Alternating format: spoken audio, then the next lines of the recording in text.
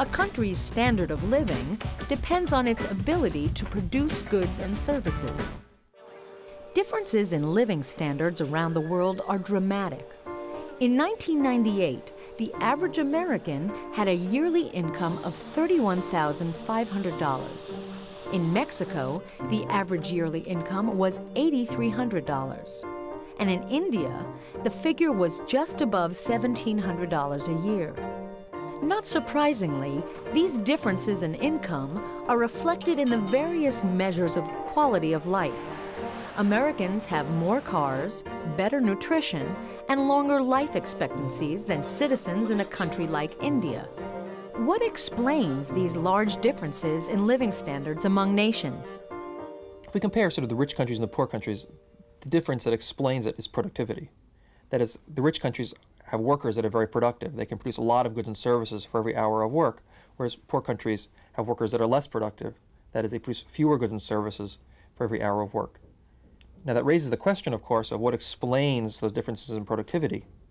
And of course, there are many different explanations for that. It includes things like accumulation of capital, it includes the skills of the workforce, it includes the openness of the economy.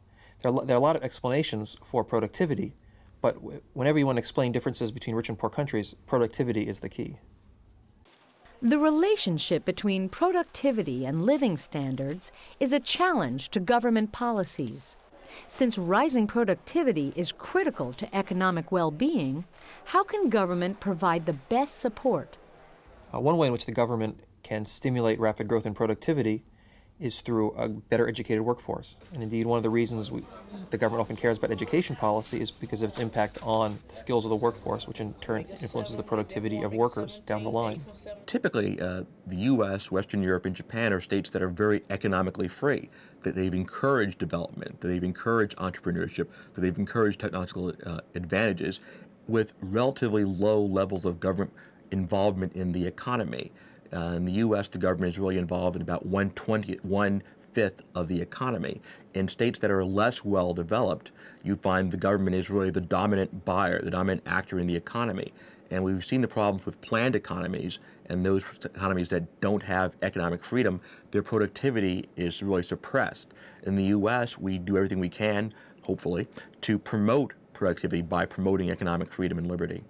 In the United States, we are becoming a wealthier society not because we're mining more from mine shafts, not because we're smelting more, not because we're vulcanizing more.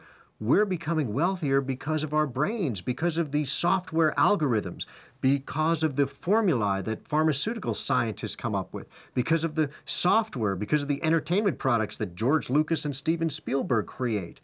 So it's the creativity, the patents, the research and development that create the ability to become wealthier. Other countries may be just as smart, maybe have more geniuses. The genius, though, of the U.S. economy and of democratic capitalist economies is that they take brain power and they figure out how to channel it into a free market, and consumers in the end benefit from this.